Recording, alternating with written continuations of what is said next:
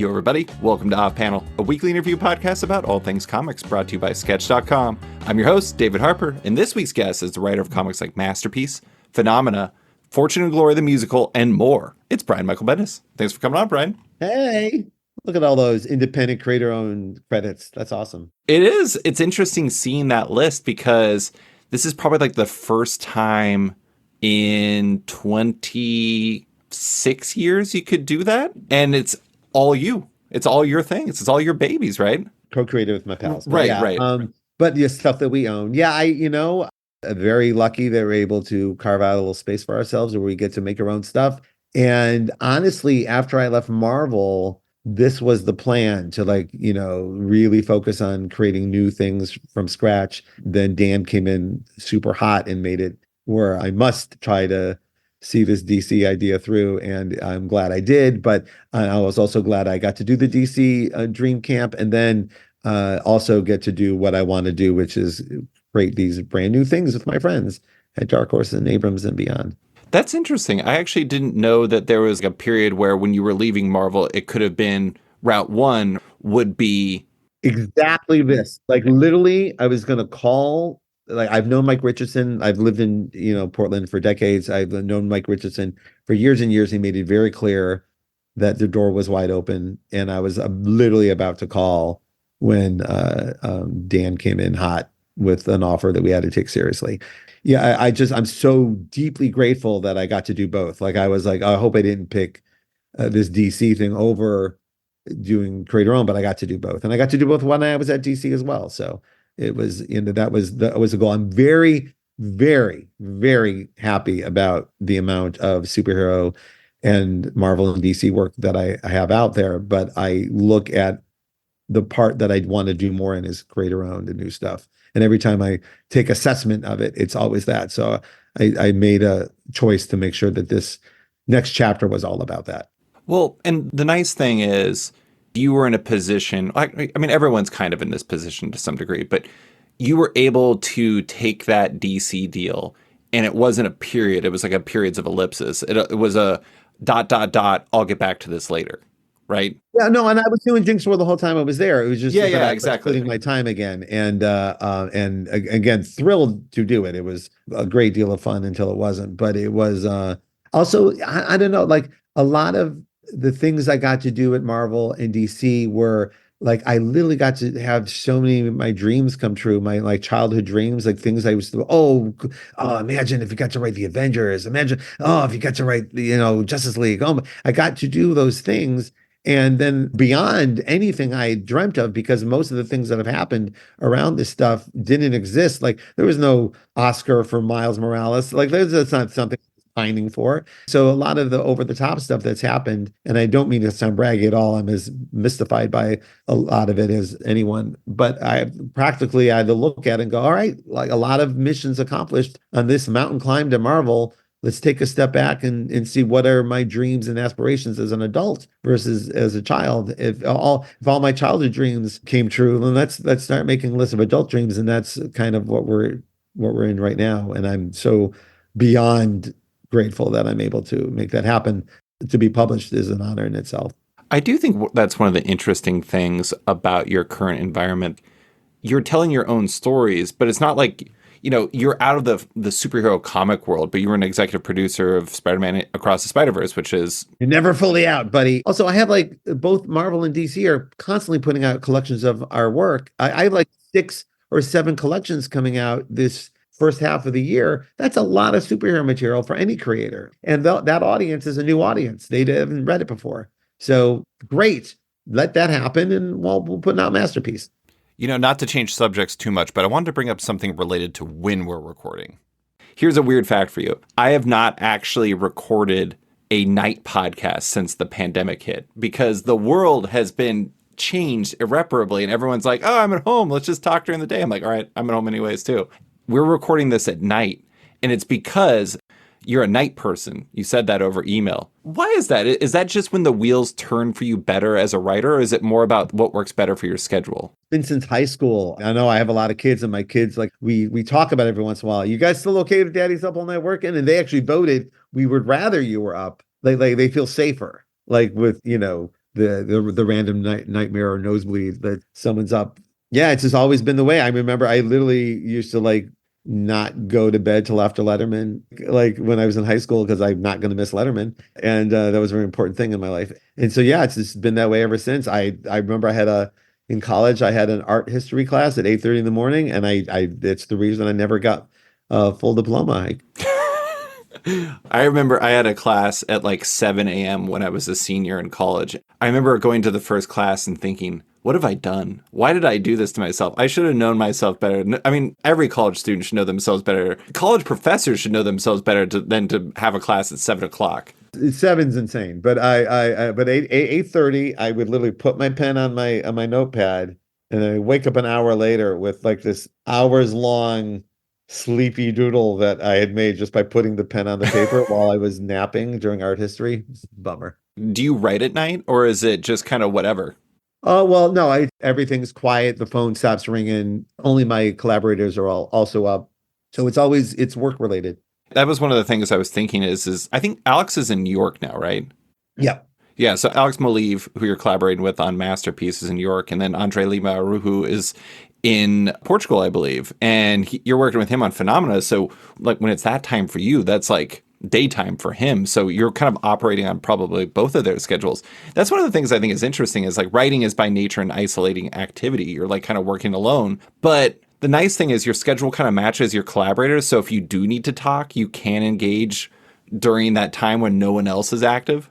Oh, everyone in my life is a weirdo who with their own schedule and their own sleep and eating habits. They're all terrible. But so it is one of the best parts. And we're all wired very similarly to be like, so we all give each other space and then all give each other collaboration when it needs to happen.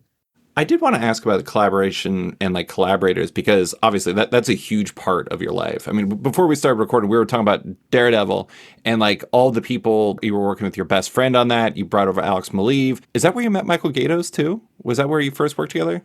Well, me and Gaydos actually went to school together. We were in art school. We were both graduates of the Cleveland Institute of Art. He was 2 years ahead of me, or maybe 1 year ahead. Okay. The only other comic book guy. Okay. And I remember I was hustling so hard to get published. I was trying so hard, and I did. I got a contract from Caliber Comics to publish a comic I'd made in class, and that's where I met Ed Brubaker and David Mack and blah blah blah. And the same week, Michael Gaydos got a publishing contract, but he got his at the now defunct, but at the time far superior Tundra Comics, which was funded by, for people who don't know, funded by the Turtles. It was funded by Kevin Eastman, and he was paying top dollar to all of our heroes and to put out sketchbooks and art books and brand new projects. He was literally spending all his Turtles money on making comics a better place. And one of the first books they ever put out was illustrated by Michael Gaydos. So my book was on, shitty early 90s newsprint, but I was thrilled to be published. His was on glossy paper, full color, like everything about him was like, oh, Michael Gaydos. And we weren't friends. I didn't know him. He was kicking my ass as an artist. Like he was just better than me on every level. And I was like, God damn, I would be tormented by him. And then years later, not too many years later, actually, we both graduated and found ourselves both at Caliber. And then at that time, I'd matured enough to go, oh, I love his shit. I love it. And then we said, he did a couple little bits on Jinx with me. And then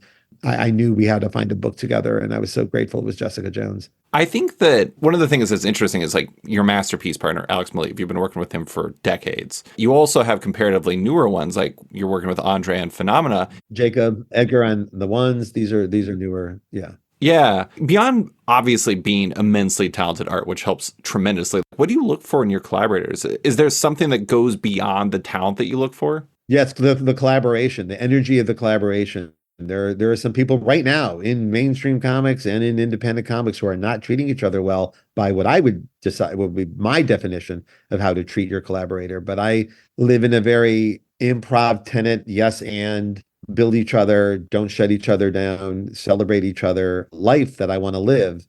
And it's really about like creating the energy around you that you want around you. Again, this is all stuff we learned from our heroes, the right heroes. This is the stuff that Walt Simonson taught us when we were kids. And I'm like, oh yeah, I can't wait to do that. I can't wait to feel about my collaborators like it would. And it ended up being one of the great joys of my life on a level I couldn't even imagine when I was dreaming of it. The collaborations and these relationships are now decades long, some of them.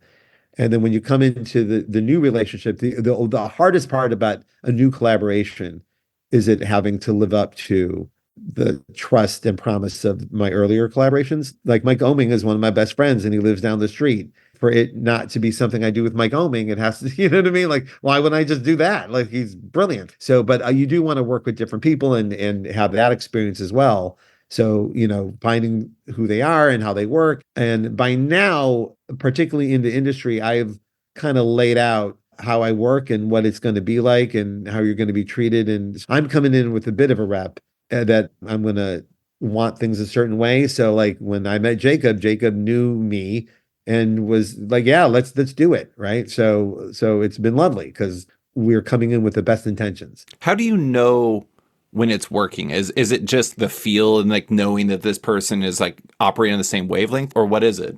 I recommend it to my students. I recommend it to any creator at any level doing anything. If you meet someone you knew and you like their work, like Jacob, here's a great example. I didn't know Jacob at all. And someone on social media, a mutual fan, introduced us to each other because he wanted to see a book written by me, drawn by Jacob, just for no other reason. He's just like, well, you know what I think would be great if you and him made a comic. And he hit me. It was like during the pandemic, and I was like, and he hit me at a moment where like, what is this? And I look and go, yeah, I would like to, like, I guess, thank you. You're goddamn right, I would. And so what happens is you don't dive in head first. We did a short story, and it ended up I literally was offered a short by Metal Hurlant, and I was like, oh, Jacob, come do 6-8 pages with me, and if it doesn't work, well, we can look back and well, that wasn't meant for us. But if it does work, then we'll have a better sense that we could do something bigger together. And that's what I recommend. So if you meet someone you think you might want to work with, do something small. Mm-hmm. Just do something very, very manageable. And it also, not only are we finding out that we work well together, but you're learning a lot about each other's energy and their strengths and weaknesses. And then you can apply that all directly to the thing that became the ones.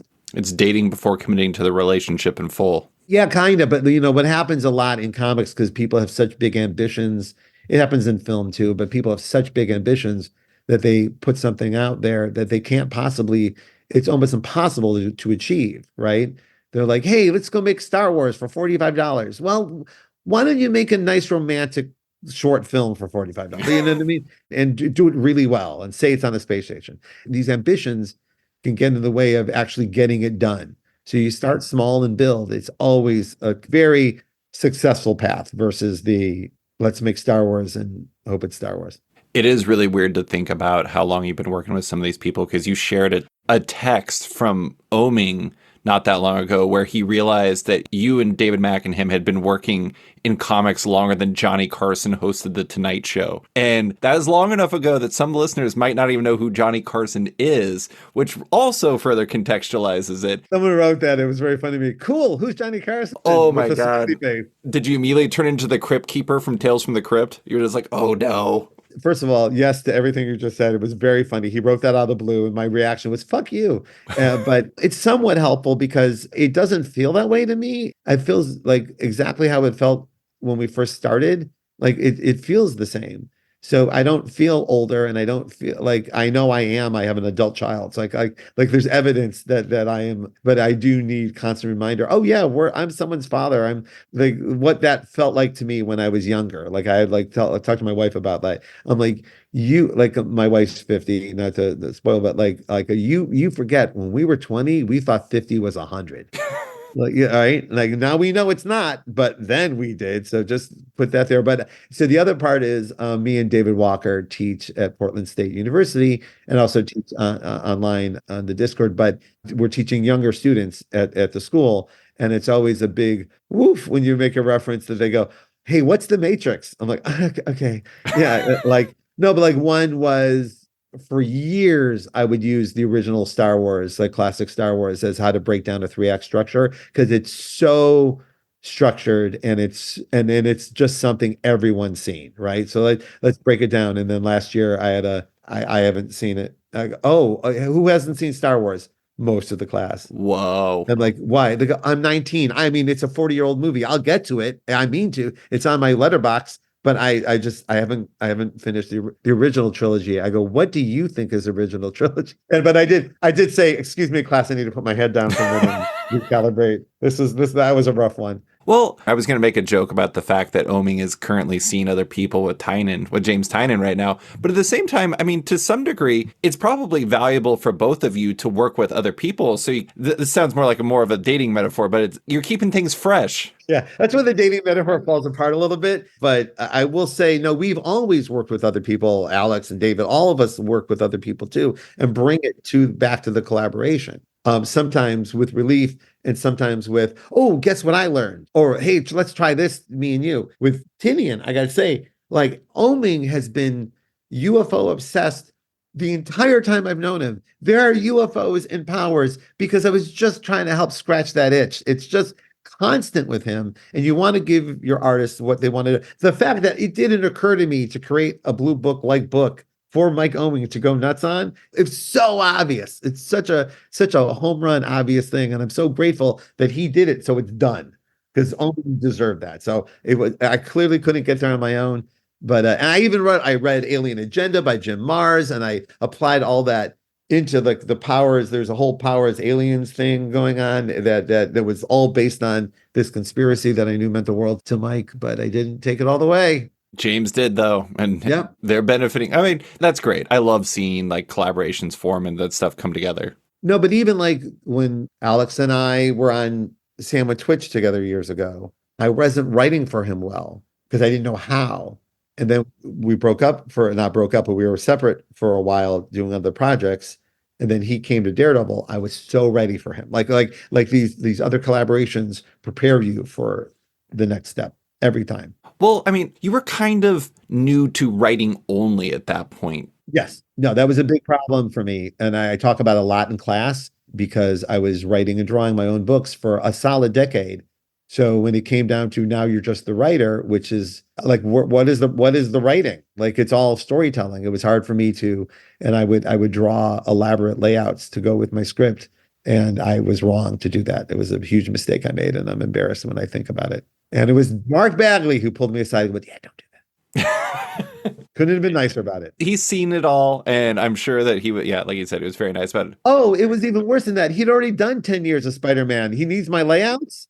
It's like, he was like, yeah, he's the guy that they brought in for doing an entire trading card set in the 90s because they're like, it's Mark Bagley. He's the Spider-Man guy. Let's do that. And now, a quick word from one of our sponsors. Looking for the right place to read digital comics? You can find it at Omnibus. Omnibus is a modern digital comic book store and reader app carrying your favorite single issues, volumes, and omnibuses, all day and date. It's just like a comic shop where you pay per book, but digital. Omnibus has even upped its game lately, as they've added a web reader and store on top of its iPad version, with iPhone and Android coming soon. Looking for an ideal digital comic store, but with an excellent shopping and reading experience? One that uses novel discovery features to help fans find their next new favorite book? And one that features many of the best comics and publishers in comics today, including publishers like Image, Boom, Dark Horse, and more? You can find all that on Omnibus. Visit the web store or download the app today at omnibus.app. And now, back to the show.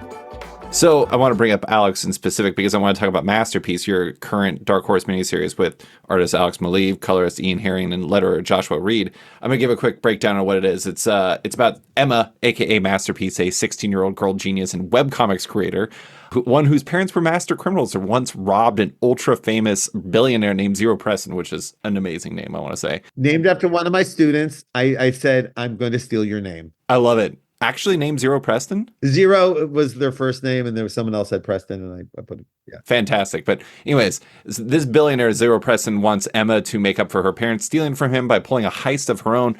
At that point, hijinks ensue. Before we get into its origins, I want to talk about something that's just a feeling I have, and it kind of ties into what you're saying about writing for Alex and like learning how to do that. There's something about this book that just feels unusually up you and Alex's alley, even compared to some of your other collaborations. Like, it really hit in the second issue when Emma's team is forming and there's these like 9-panel grids of the heist squad and their roles. And there were just like bells in my head going off saying, these guys are having fun, a lot of fun. I'm not going to ask you to play favorites, but is there something that when you and Alex are working on this book where it just feels right? Every one of my long-term collaborations, and some of which you've already mentioned, all offer this. So, but with something unique that I couldn't get. For those who don't know, the one of the magic things about collaboration is that let's do the Lennon and McCartney bit. There's John Lennon, he's brilliant. There's Paul McCartney, he's brilliant. Then there's Lennon and McCartney. That's a third entity on its own that can only be achieved together. So that is like the basic premise of what collaboration can do, is that you want to team up with someone who can get you to somewhere that you were incapable of getting to on your own, and so were they. And when you get there, you're like, oh shit, look where we are. It really gets, you're like, oh my gosh.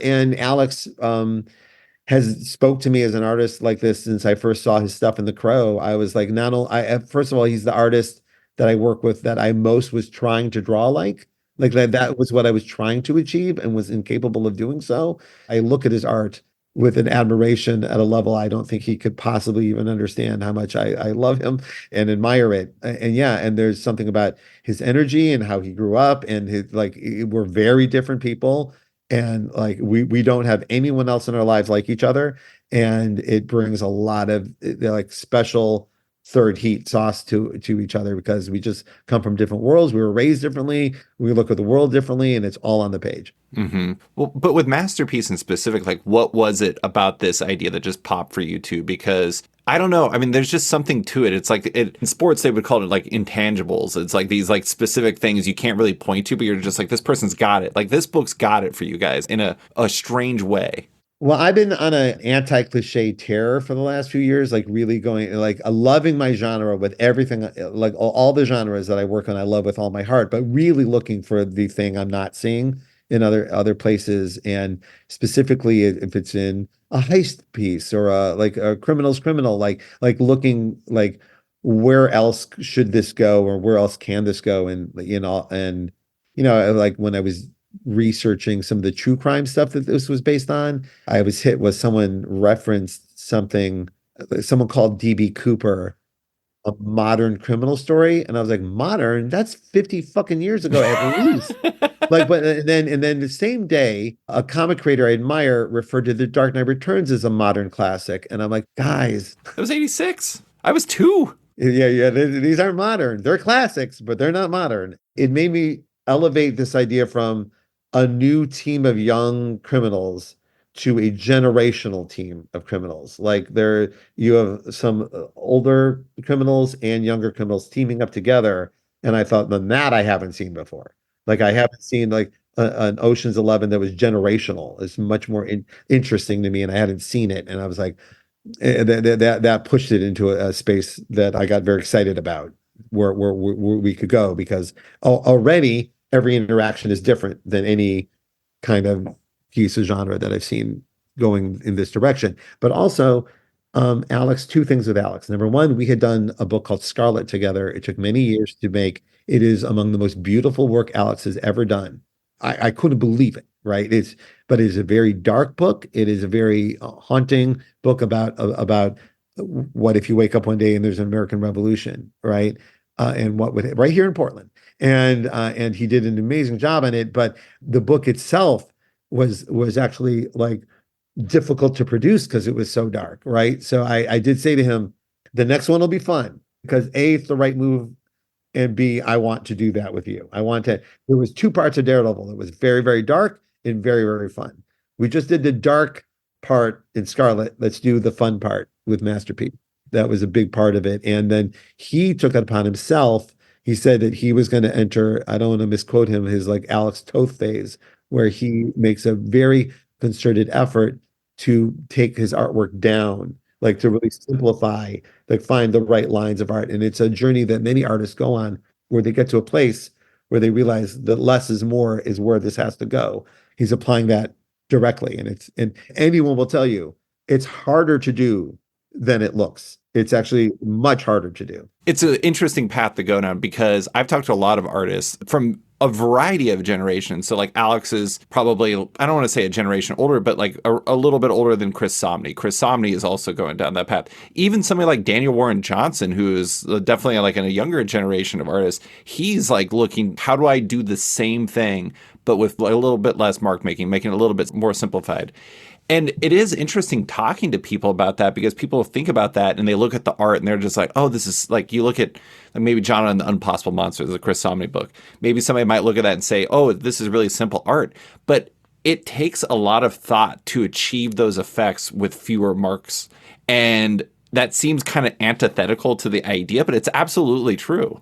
And the writing version is something I like to teach a lot. It's very fun to watch someone discover that it's true, is that the more specific you get, the more detail oriented you get with your writing, the more insular you get with your experience, the more universal it becomes to the readers. Yeah. Like if you're like, oh, I'm going to write about how I worked in a Korean taco truck, even though no one knows what that's like. And then everyone reads and goes, oh, I know exactly what that happened to me. Like they immediately can see the connection. And then we've all experienced it as storytellers a million times. I'm sure there's a movie in your head. You'll go, I can't believe that movie speaks to me. Like then when you do it as an author, it's really surprising that you wouldn't think it was true. So that's where it's similar to the simplification of an art style. It's actually harder to accomplish. The one I think about when it comes to the specificity is actually Raina Telgemeier's Smile, which is a comic that is so precisely about Raina's own experience. And like, there are literally like millions of kids who like go to see her speak and they're just like, this person is a god because they know exactly how I feel like, even though it's just Raina's experience. And it's true. And I'll take Raina even further. And Raina is one of the reasons that the comic industry has completely changed from 10 years ago. If I remember this, she's going back 10, 15 years on these books already. And over the last 10, 15 years, all the people who read those books and were inspired to make their own books are now out making books in web comics and webtoons. And it has evolved the language and what is mainstream in a way that is so delightful. And I'm thrilled to try to be part of it. It's just the best part. I'm sure you have a lot of people who came into your class who came up on Raina.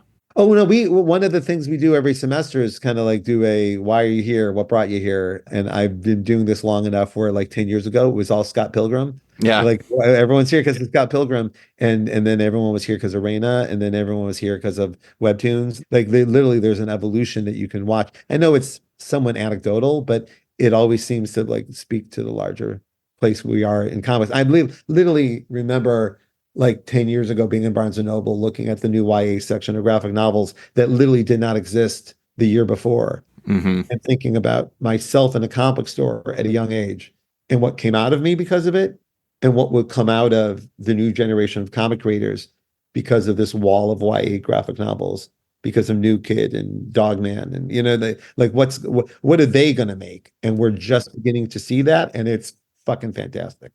I'm going to put a pin in that for a second because I want to go back to Masterpiece. But Sure. One of the things I think is really interesting about this book, the generational thing is interesting. But one thing I like is like you can give snippets of a look at what Emma's parents were like. Yes. And like that's almost like a nod in the direction of like that previous generation of like this is what heist stories were like. It's like the fancy people on the nice speedboat on like the water, just having pulled off the greatest heist the world has ever seen. And I know some of that is like a movie version of it, but it is really interesting getting to see you all play with that in like the multi-generational part. But so when you're putting something like this together, like Masterpiece, you said you want to do something lighter for Alex coming off of Scarlet, but you also did Event Leviathan between there. Mm-hmm. I mean, our next creator round would be it. Okay, next creator round. Do you go in, you want to work with Alex, and then you build a project that fits the two of you? Or is it more about having a big notebook of ideas and then kind of crafting them around you and your collaborators, if that makes sense? It's more the second in that it's never just one idea. It's got to be a few ideas like put together to create a bigger idea. That's usually where I find the better stuff.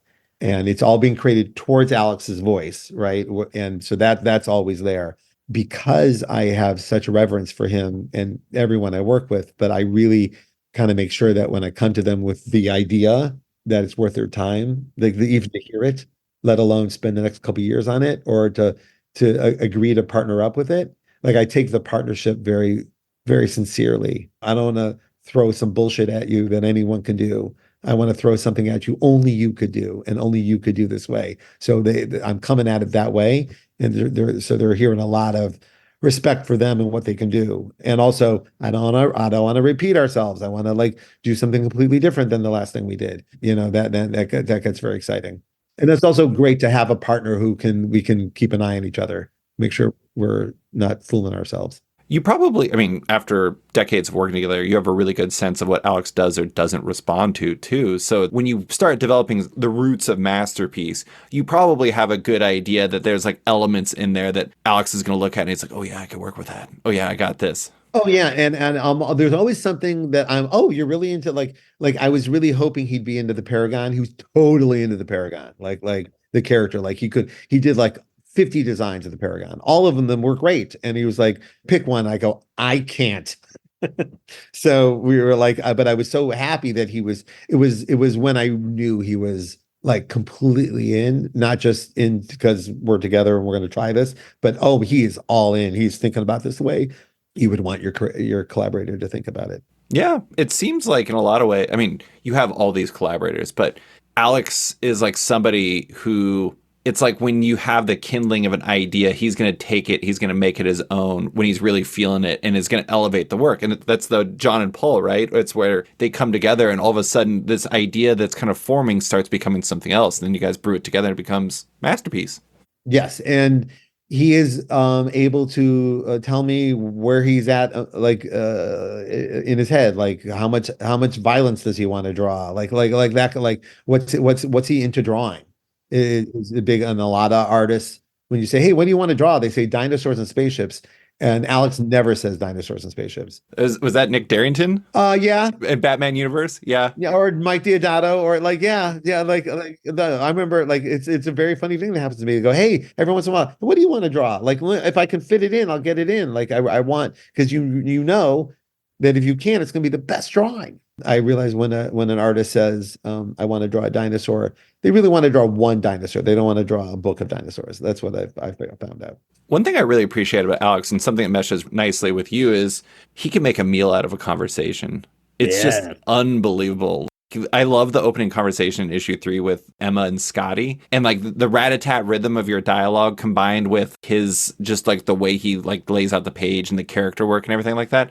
There's just something about him that makes those scenes really feel alive. So he gets a draft. He gets what I think the moment is best I can do. Like I give him the best version of the conversation I can think of, and then he directs it.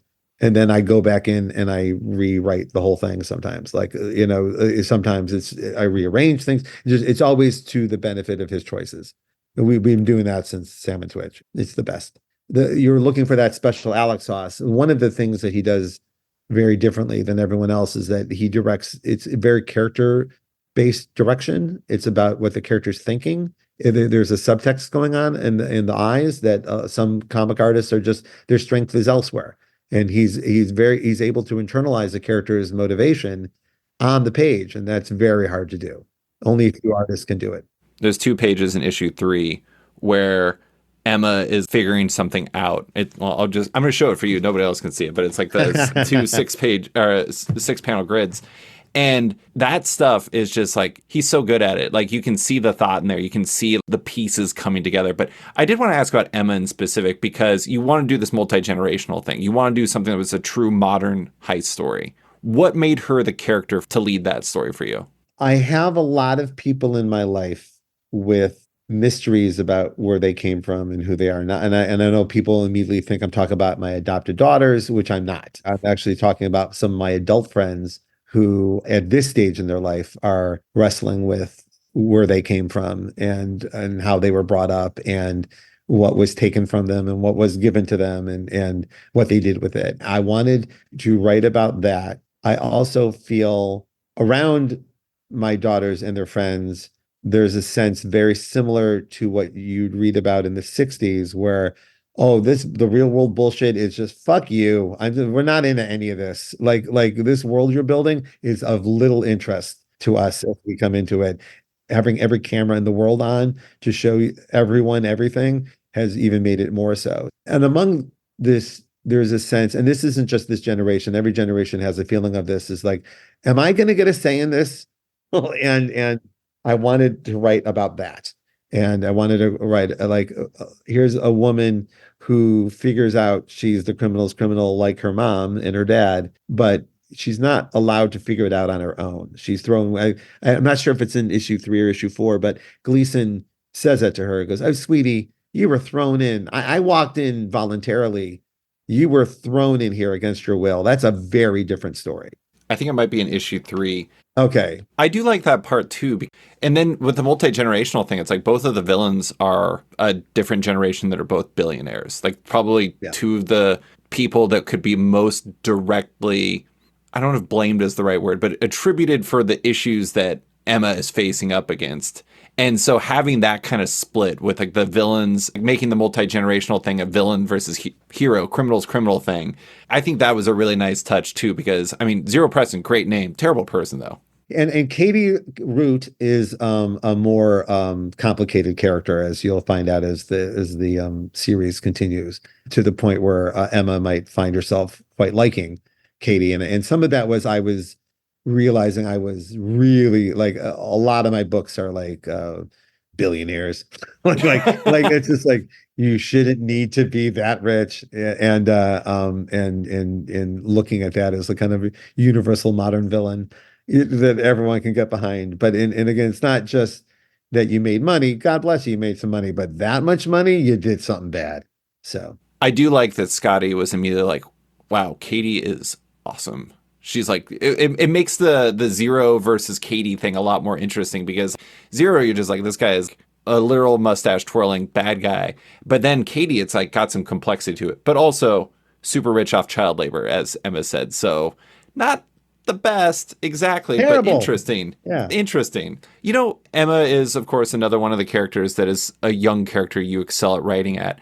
I am curious as to where that comes from. I mean, obviously you have your own kids, so you could like study their cadences or run things by them. But what it doesn't come from that. No. I've given a lot of thought, because I've made the choice to write another character coming into the world. Like that's basically 16, 17, 19, 21. Like these characters are finding their space in the world. That seems to be a theme that I go back to. It's in Pearl.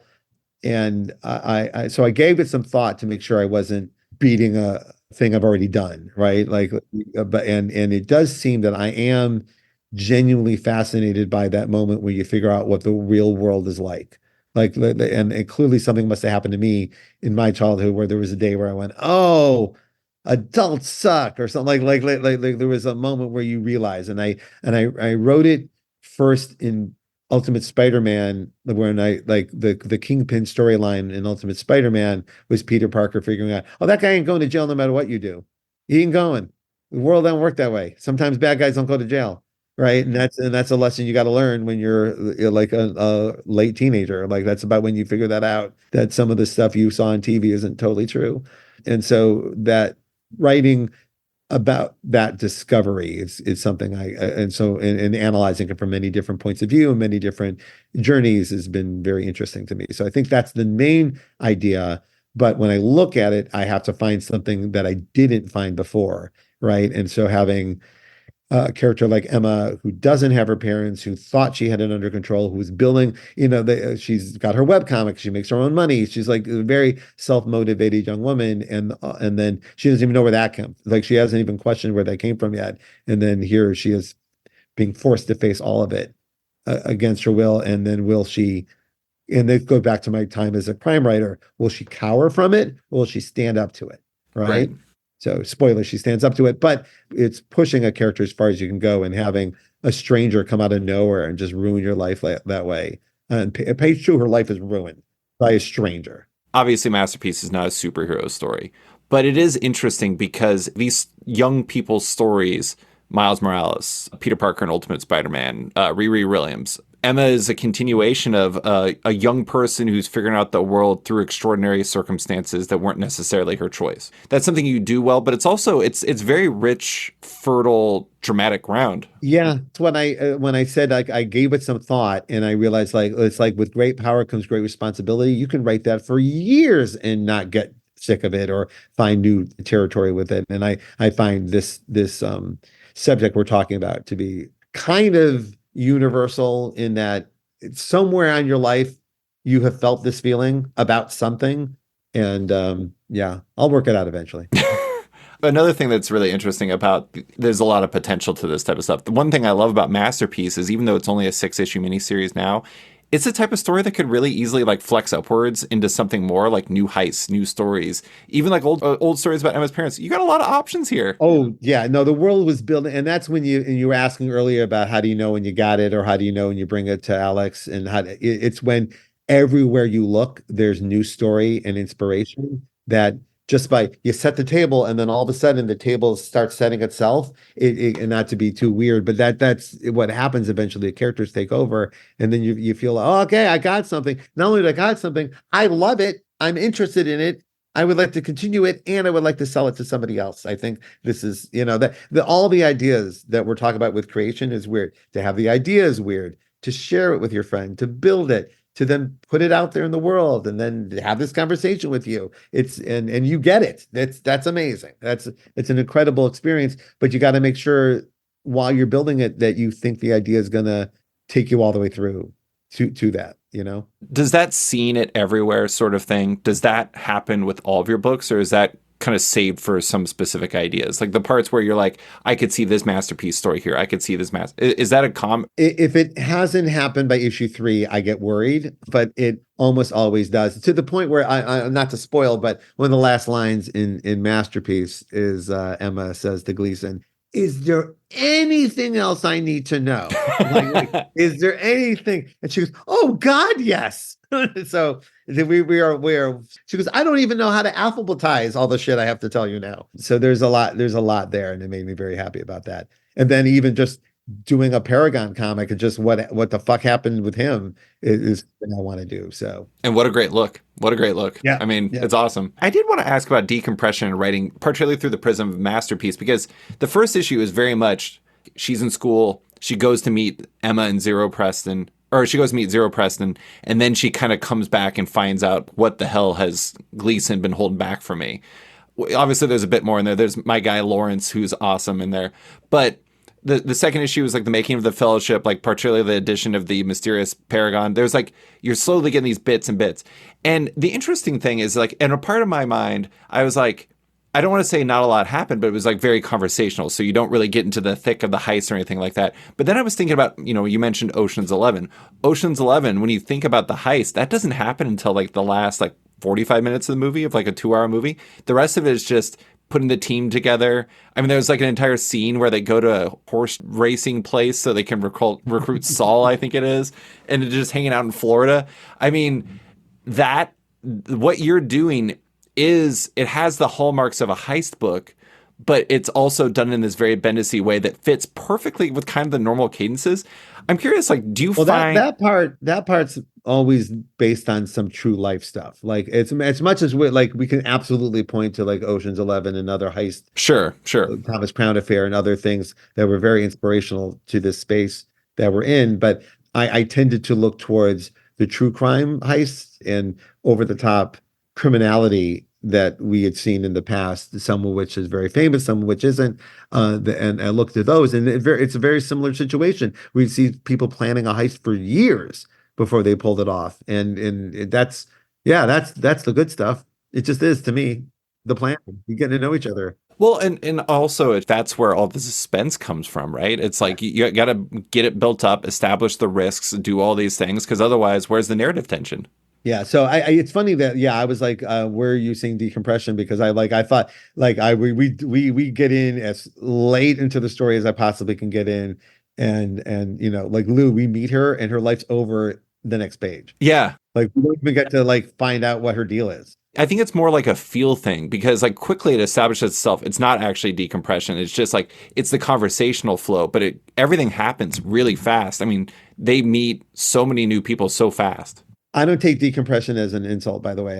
Sure. It's a style, and of which I have partook in the past. So I certainly understand that. But also, with part of my personal attempts at evolution is to like, how far into the scene can I go and it still makes sense? and still have emotional relevance to the person reading it? And how quickly can I get out of the scene? What do you mean by that?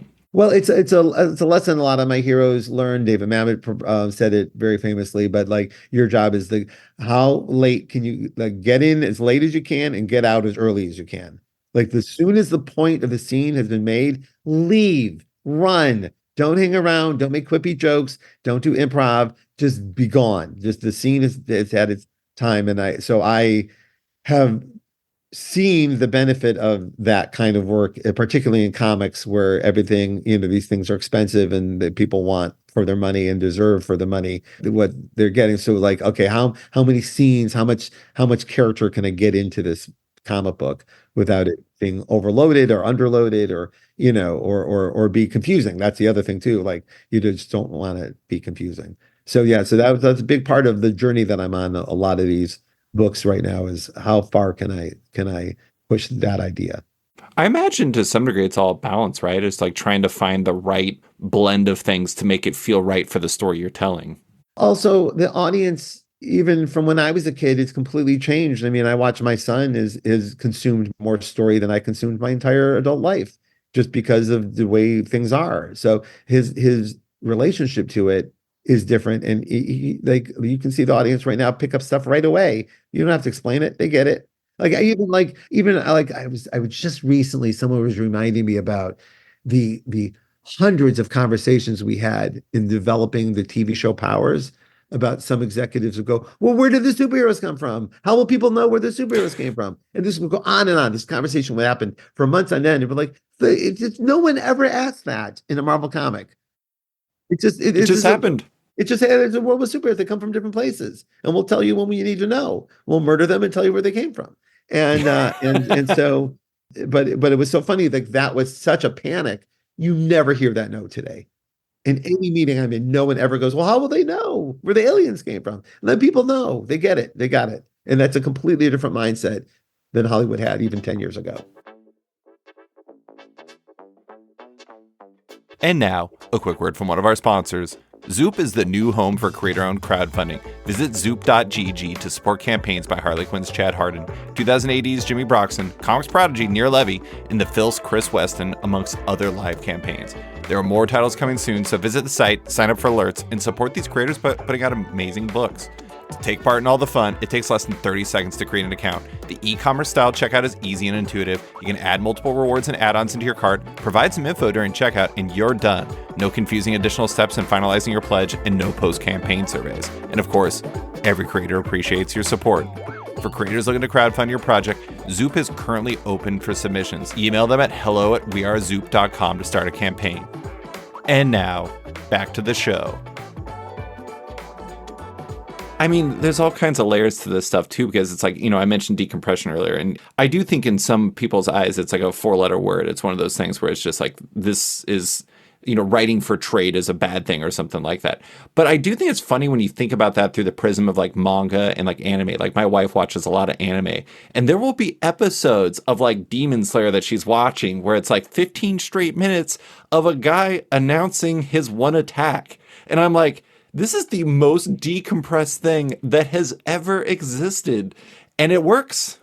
Well, also it's generational. You were hearing, like, when I was partaking of an Ultimate Spider-Man, let's say, very much scene and dialogue first writing, and it was never dicking around or wasting people's time or money. It was like, we've seen this scene with Spider-Man 50 times. Let's slow it down and really make a meal of it. Like, let's not skip it. Let's enjoy it, right?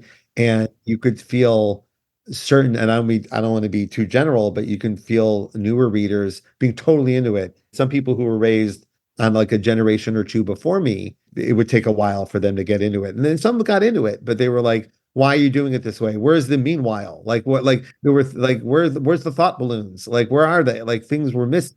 And we replaced them with acting. Right. And with scenes of emotion. And it was interesting to watch that over the years of my career. It was always interesting to see who was into it, who wasn't, who likes my work, what don't they like about it. And people like, I love his dialogue, I hate his dialogue. Like, it's just where people came from and what they're used to and what they like. Yeah.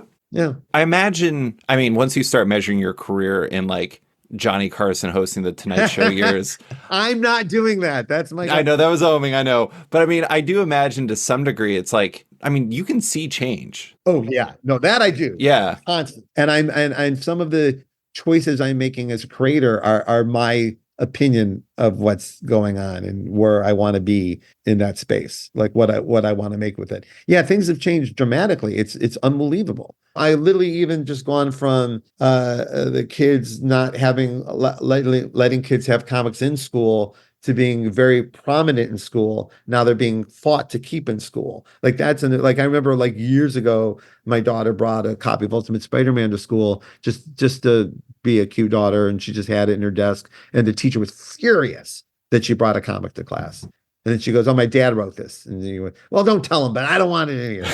So, but I was like, from that to, I literally was at a school last week teaching how to make superheroes to a bunch of fifth graders.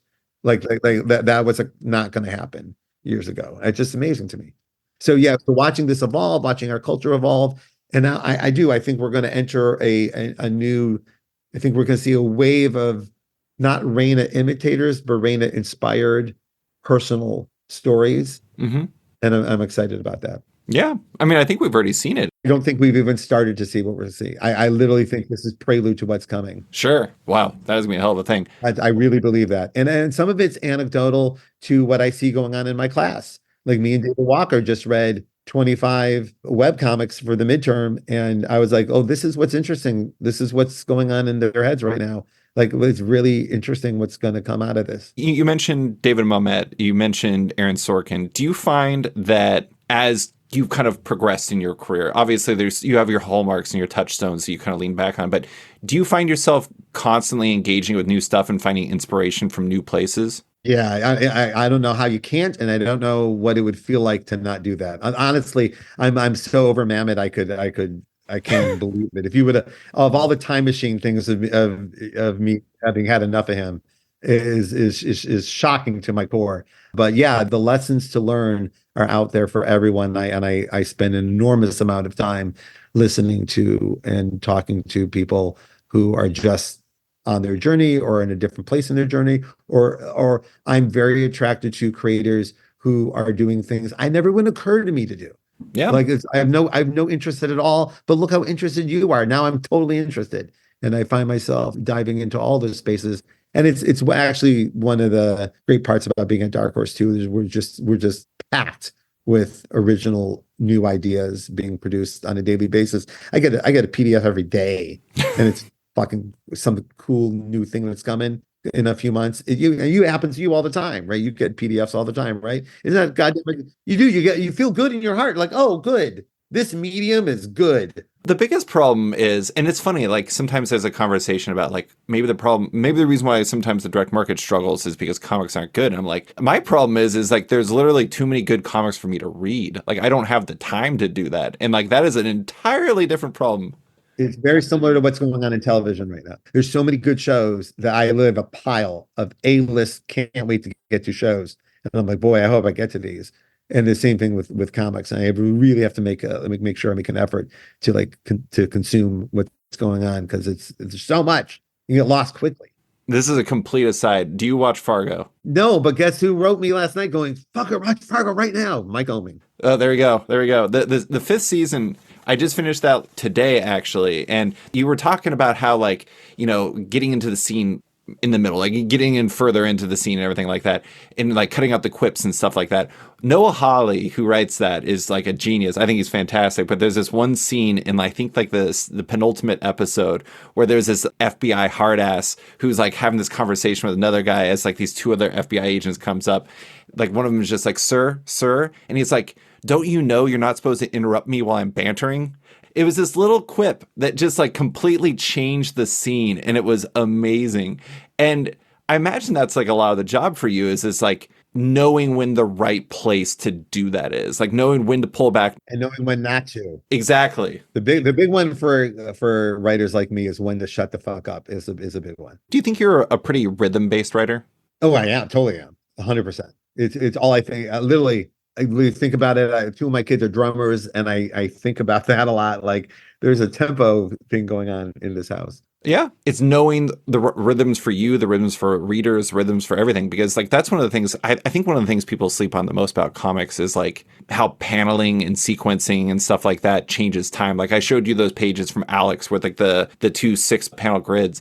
You read that in the way it's done, in the way that Alex did the art for it and everything like that, and it completely changes the pace of the story from the way it was like when Scott, like the scene with Scotty in the beginning. That's the synergy between you and Alex, right? Is like trying to control reader rhythms and everything. And also knowing that he can pull off a high emotion scene in silence like that is a moment of internal discovery, is not what comics are normally known for. So yeah, and knowing he'll just nail it. It was delightful. And also you get a sense of Ian Herring's contribution there as well.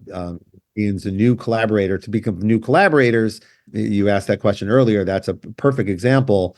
Alex has only worked with, over the last 20 years, Matt Hollingsworth, Dave Stewart, and him. That's the three greatest colorists in comics. And I did offer the idea that like let's go looking for a new cinematographer. Let's go looking for something that's going to bring something here that wasn't here before. First, it's Alex, do you want to color this?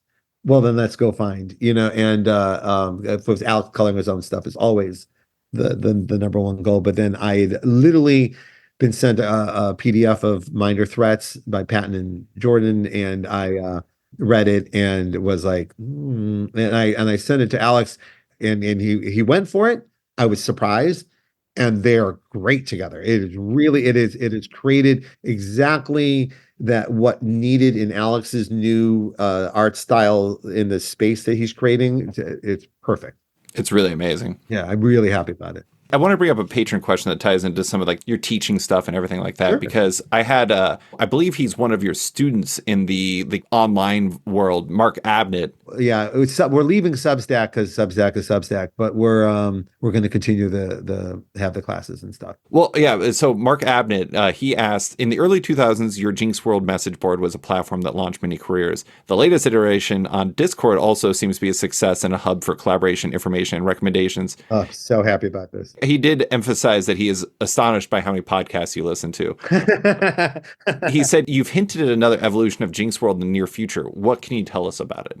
Oh, well, I did hint a little bit, but so Substack's made some choices I'm not thrilled with. So I went to, for those of you who don't know, Griffin and Ethan, the creators of Kill Your Darlings, have been running my Substack, and Matthew Rosenberg's and a few other people. They really helped us create this space where and one of the goals was, wouldn't it be great to create a space in social media where we can enjoy each other's company the way we used to on message boards? And Twitter obviously is not that. And we all try to make it that, but it's just not ever going to be. And so could it be? And I know Discords have been around forever. I didn't discover them, but even having a Discord and having a way to invite people into the Discord that would generally be part of the community and not just there to fuck around or like or there for all the right reasons to fuck around. And so this Substack newsletter allowed us an invitation to bring people into our class, and then the class spills out into the Discord. That we're going to continue to do. So we're leaving Substack, but at jinxworld.com, we're going to have regular classes, regular updates and stuff. Like we're going to continue doing everything we're doing, including Fortune Glory the musical will be available digitally there. That's where we put that out. So it's just an evolution of where we are. We continue to be as creators interacting with it's literally another version of Stan's Soapbox. It's just another version of us being able to talk to each other, communicate with each other, share inspiration, hopefully lift each other up. And yeah, what's great about it is that any classroom setting creates an environment of people who are all trying to do the same thing. And those who are thinking clearly gravitate towards each other, right? Not they don't look at each other as competition, but look at each other as, oh, my people. And they run to help each other and lift each other up. And that's exactly what's going on the Jinxworld Discord right now. And it is so great. I love it so much. I think it's so funny. We were talking earlier about returning to creator owned, like the cyclical nature. We were start at the beginning, and then you have Marvel and DC, and then you come back. Even though you were doing that throughout, because obviously you were doing all your stuff through Icon and then Jinxworld over at DC and everything. But it's interesting hearing you talk about that because you're talking about bringing back websites and bringing back message boards the way it was back 20 years ago. And it also, I mean, in some ways, it's going to be new also. An evolution of an idea. Yeah.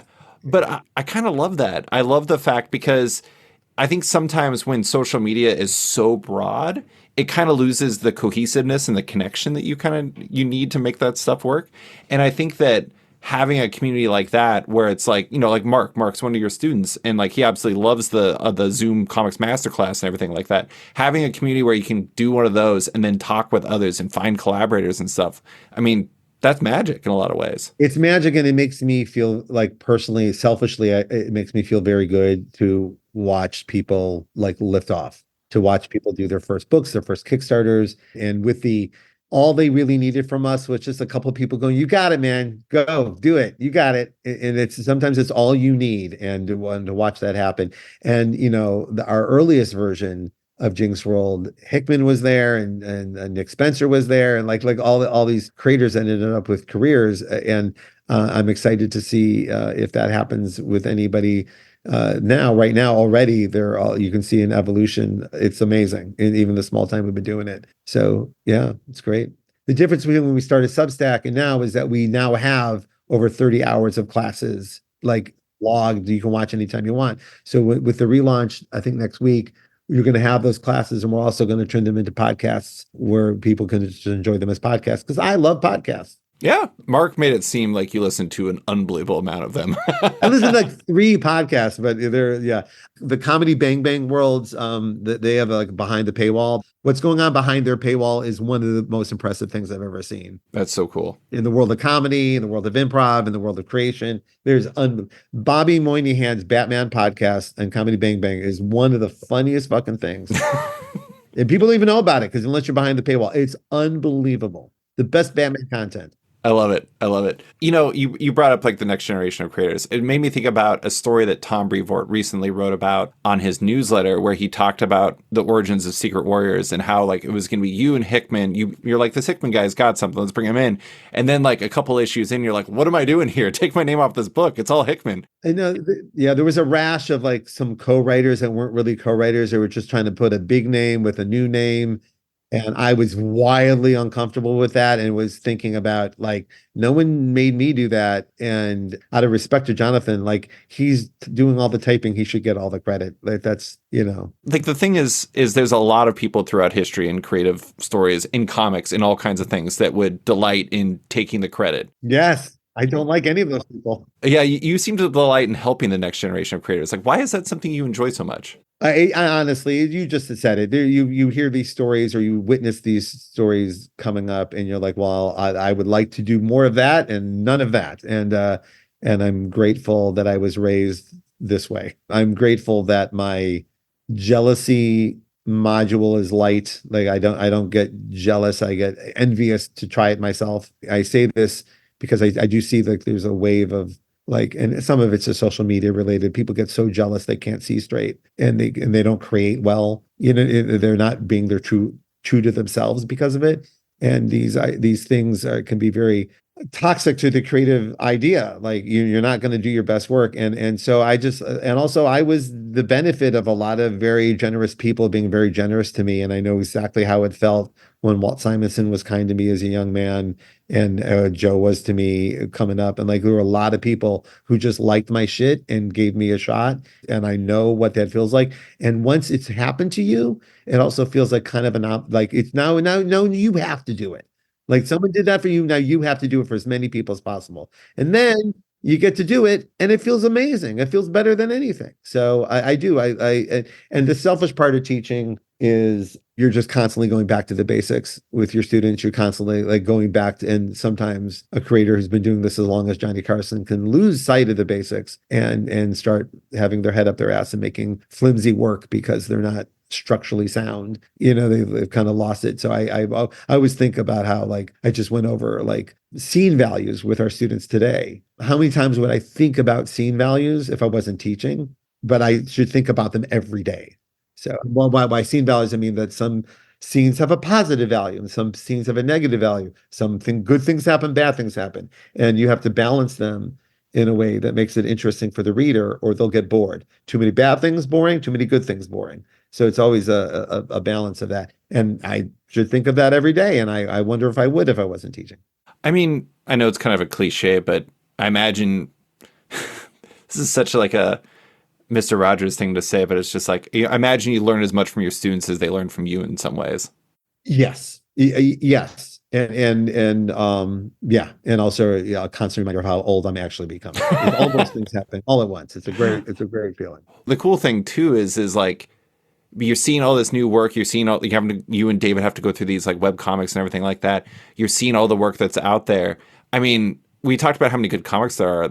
There's so much to be inspired by these days. It's really amazing. Talk about selfish. I get 20 at the end of the semester. David and I get 25 comics that are just for us. Like no one like outside of the circle, unless they go and we tell them go and take them. But like it feels like, ooh, I got a special piece of artwork, just for us, and we get to enjoy it fully. It's really quite something. I mean, that's one of the things I always love talking to writers about, getting pages in from their artists that they're working with and just like the feeling that they have. Like I remember talking to Brian K. Vaughan, and he's like, I remember getting a fax in from Pia Guerra of like the first pages of Why the Last Man. It was like, it was a fax.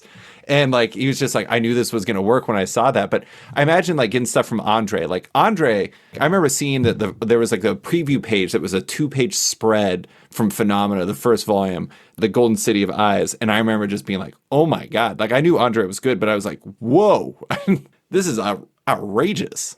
So that was an outstanding pivot to the next subject. I really wanted to celebrate. That was outstanding. As someone who listens to 50,000 podcasts every day, that was really good. Thank you. Yeah, no, Andre was someone who worked with my dear friend Sam Humphreys, and on Avengers AI. Yeah, and I even then was like, oh shit, that's really good. And I kept seeing his work, and I told them, hey, I really like your shit. And with a lot of people like that, and when like I would love to do something with him. And with him, I did a couple of shorts at DC and by the way, hired him because he was the right person. Also was thinking, oh, let's do some Young Justice together and see if we work well. Like let's see if this works, right? And so we did a handful of little bits together, and I was like, oh goddamn, Andre, man, what do you want to do? And also I was looking at him differently than I look at some creators, and I like they're like, because of the way he draws, I'm like, oh, he thinks differently than me. Could I write this? Could I write for this? And so I wrote him and I said, hey, what do you want to do? Like, what's going on? And he said, well, I have a bunch of pitches that I've been making, but no one's biting. And he sent me the pitches, and they all looked like that way. They all look like Phenomena. And because he had presented them all to me at once, I said to him, I think it's all one pitch. Like, I think the world of Andre, like all of this is the pitch, right? And again, it's because he presented it to me that way. So I got to see all of it. I think I could create something that's all of this, right? And we got to work. But I remembered a quote about how, and go back to here, I'll take it full circle, back to Frank Miller, how he had to recalibrate how he thought when he was writing for Geoff Darrow. And this was like, no one had ever put that idea in my head before. And I remember it really hit me hard about like how Frank was going to reestablish himself so he could rise to the occasion of this artist. And I'm like, I think that's how I feel here, right? And so I used that kind of like theology to create Phenomena with Andre. And from our perspective, I know you just got a copy of the second volume. I just finished the third volume a couple of weeks ago. So I'm having a lot of emotions about Phenomena, because like we've been working on this for years. It's one of the best collaboration experiences I've ever had. Like emotionally, we're enjoying each other. We're at the tail end of the third volume, and we're still having a blast. Oh, thank God. You can't control that, and it's happening, right? The challenge of writing this has been one I wanted, and I'm so happy that I went after. Like, this is exactly the kind of thing I feel I should be doing in the creator-owned space, like really trying something I don't know if I can do. Yeah. I mean, that's one of the things that I think is interesting is it very much feels like a European comic. I mean, obviously he's from It Portugal. is. It's being drawn in where the hell he lives, Portugal. So it's a European comic. But the sensibilities and like the design and the look is very much not from like the US in a lot of ways. But the interesting thing is it has kind of like the European and Japanese sensibilities. But like some of those books do better with the younger audiences now. And this is an Abrams Comic Arts release. And so it's being released in the book market instead of the direct market. So it's interesting how in a lot of ways, conceptually, this shouldn't work, maybe. It just fits like a perfect storm of different ideas that all mesh together. I guess it's the John and Paul of it all. It speaks a little bit to your earlier point about the evolution of the marketplace and where we are. Like things have changed. And I was like, I would absolutely like to be putting material out in this evolved space that isn't, just the mainstream comic market or the diamond direct market, but in what is it like to put a book out into the bookstores? And that was very exciting. I'm very, very glad we did it. We're going to do it again. Me and David Marquez have a book that's going to be coming out in a similar fashion. We're very excited about. I remember when Phenomena was announced, and the thing that really excited me about it was seeing you operating in this new space. Because I mean, it wasn't a new space. It was like the evolving space because it shows space, yeah. Yeah, it shows that I know you had written graphic novels before. You did like Takio, and you had done, I think, a couple Castle graphic novels with Kelly Sue DeConnick. Yeah, with Kelly Sue, yeah. Yeah, but this is like a different species because this is like this is for the book market and everything like that. To me, this felt like a completely different art form. Like everything about it felt like I wasn't using any of the tools that I had built for myself making monthly comics. I even create your own comics. Even none of the tools I used making Powers with Mike Oeming or Scarlet with Alex were being used here. This was writing towards the collaboration. We're writing towards, like, it's all him. It's all about Andre. So it's writing towards that and trying to live up to the visuals that were being presented. So what we would do is, like, I was always like 40 pages ahead of him. Like, we realized we were creating so much new stuff that if I got too ahead of him, it would be overwhelming. And then I would get lost. So I was like, just like, we're walking down the street and I'm like 3 blocks ahead of him, right? Just building, looking, telling him where things are, and we're anding each other with a big idea for every graphic novel. Like there's a big idea, but how we're producing it, I never went too far ahead of him because I wanted to be with him instead of, and that was a unique idea to us. Why black and white? I worked with him in black and white and color, and every time I saw the work in black and white, in which a lot of it was being presented to me in black and white, it just fucking hit me hard, just like it would viscerally hit me, and it was absolutely no insult meant to his collaborators, who I all work with, including Chris, his colorist. I just personally love his work in black and white. To be truthful, when we put the book out for sale, we had a couple of offers, and one of them was a better offer if we'll do it in color.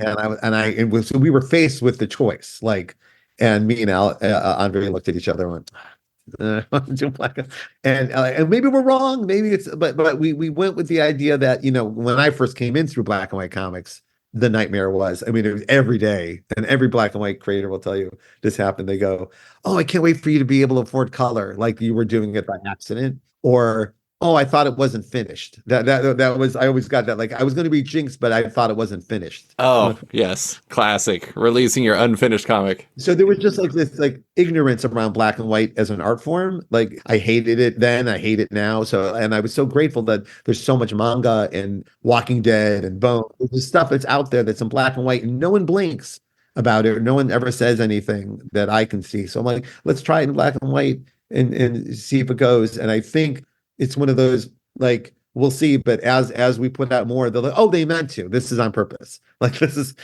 like, for those who need to have that process in their head, I think they'll see by the end of the 3rd volume, no, this was a choice we made. Well, I mean, there's 2 things to it. Like, one of the things is like black and white's almost like an oversimplification because there's all the tones in it, and that really adds a lot of depth and texture to it.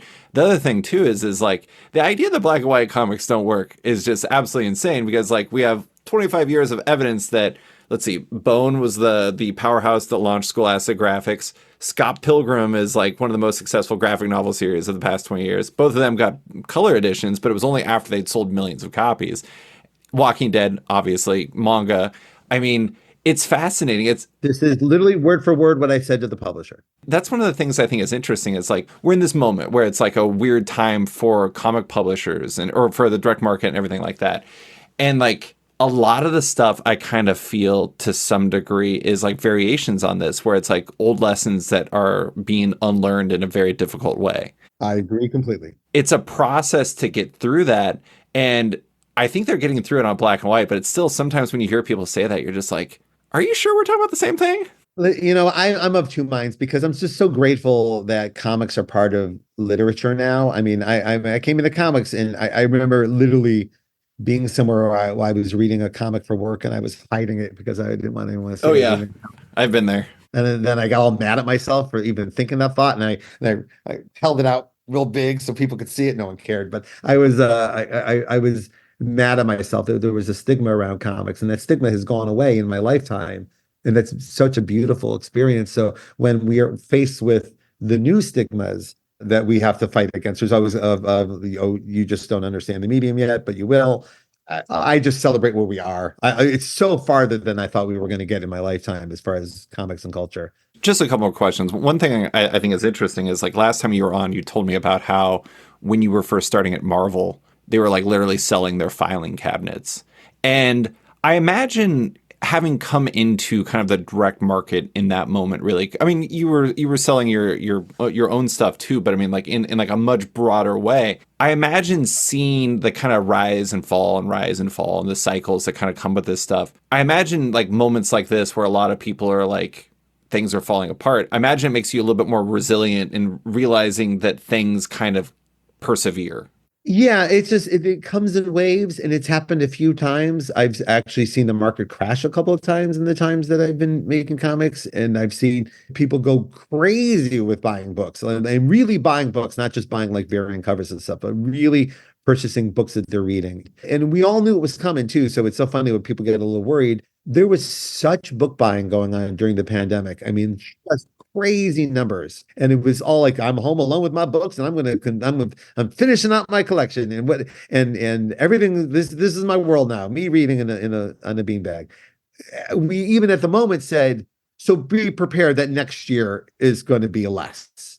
Like, you know what I mean? Like, hey, makers of Barbie, you're not going to have the same stock market value next year that you had this year. It's just, this is how it goes. So we're right now in the people are still reading the books from last year phase. And also, I do believe, like we talked about earlier, this evolution of what people are into. They've consumed so much genre content, and so many creators are working anti-cliche against that content, that we're right in the middle right now of an evolving marketplace and an evolving cultural moment. Like what the next hot comic, the thing, I'm so excited to see what that is, because it will not be like anything we've seen before. The next saga is coming. Don't know where, don't know what it's going to be, but it is coming. I do believe it will be in the creator-owned space, if I had to guess. I mean, this ties back into a part of the conversation that was before we started recording. We were talking about Daredevil, and you were talking about Frank Miller.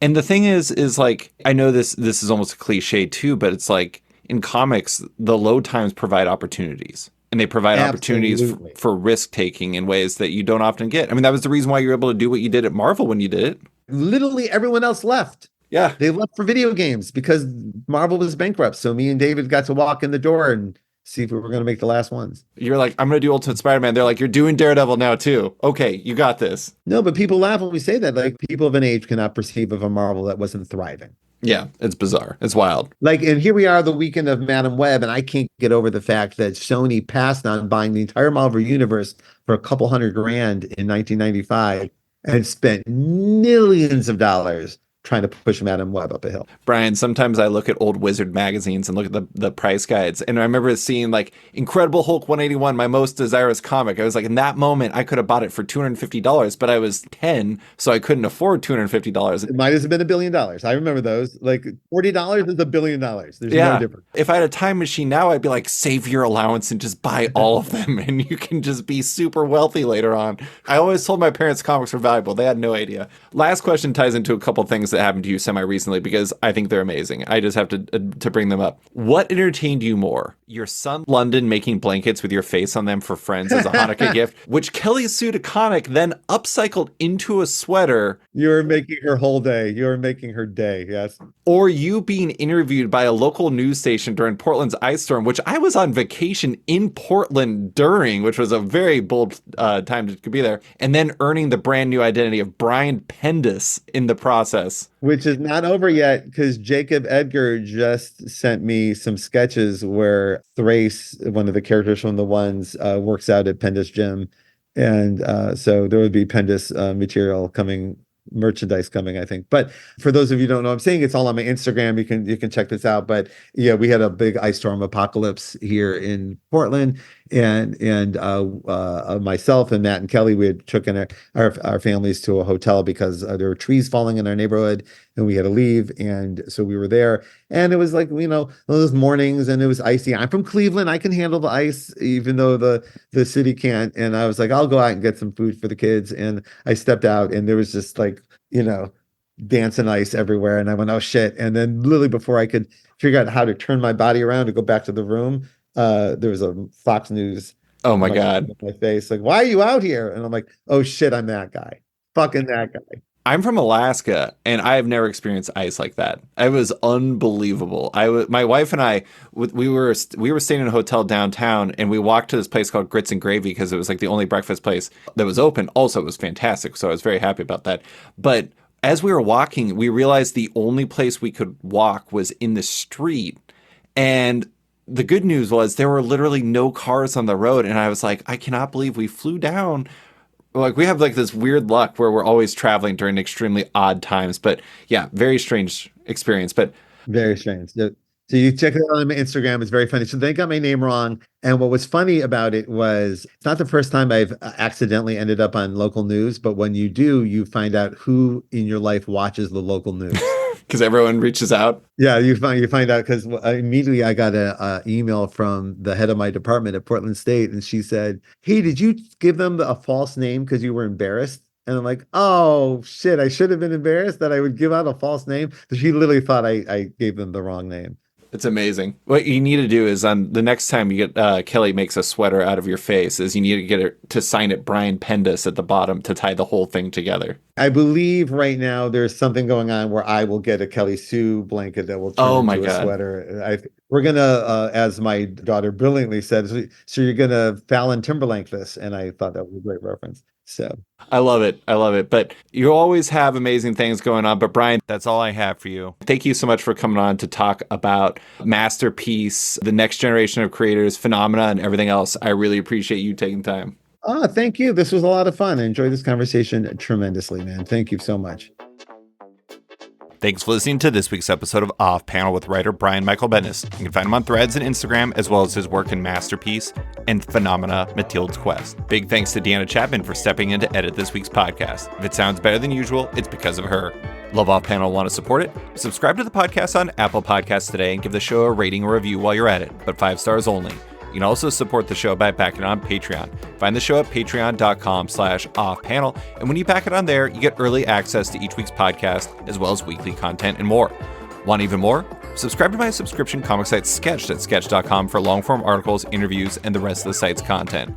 You can find Off Panel and Sketched on social media by following on Twitter and Instagram at @sketchcomic or following me at @slicefriedgold. Big thanks to all my existing patrons, including Brandon Heyman, Aiden Hammond, Kenny Myers, JKJ Art, Faith Aaron Hicks, Ah Yeah Comics, Ben Rowe, Cameron Brown, Jonathan Breen, Danny Ollie, Charlie Stickney, Tom Drennan, Jeremy Thomas Burke, Jared Schwab, Scott Dunn, Chip Mosher, Alan Ellsworth, Seth Pomeroy, James McEwen, Andrew Lehman, Christina Merkler, Scott Place, Travis Gibb, Darcy Van Polgees, Travis Schmeiser, Tom Evans, Natalie Mockery, Reed Beeman, Kelly Sudaconic, Max Wood, Jeremy Lambert, Brian Hull, Chris Dorey, Near Levy, Jason Hussa, Kieran Gillen, Jonathan Kent Uratam, Henry Johnson, Jingo Boren, James Tynan IV, Chris Langford, Jason Wood, Tom Peachy, Ben Domstead, Rom V, Nick Walker, Patrick Coyle, Isaac Orens, Capes and Tights Podcast, Claus Van de Ven, Submit Industries, Jack Mulqueen, Carl Kerschel, Robert Masella, Elza Chartier, Luke Nakashoji, Dr. Luke, Scott Hazelwood, Canadian by Proxy, Bradley Rader, Carl Troy, Brandon DePillis, Patrick Power, Declan Shalvey, Dan Garino, Adam Freeman, Ben Wild, Brian Klein Q, Liana Kingus, Nick Bennett, Daniel Whitfield, Susanna Polo, Reed Hinkley Barnes, Mario Tiambang, Andrew Carita, Stephen Hall, Philip Myra, Chris Pachalo, Torin Grunbeck, Buzz Bubbles, Christopher Ta, Transmitter Down, Walt's Comics and Books, Akil Wilson, Alex Dimitriopoulos, Terry Dodson, Wesley Gibb,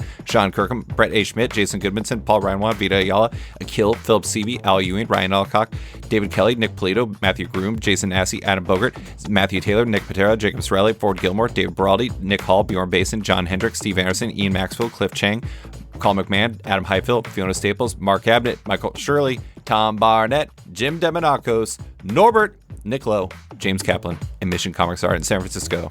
You guys are all the best. A quick thanks to Wolfpack for letting me use their song outro as the show's opening theme, and to Upright T-Rex Music, who wrote performed Off-Panel's theme song just for the show. Check out their music on Spotify because it's completely delightful. Thanks for listening, and tune in next week for another episode.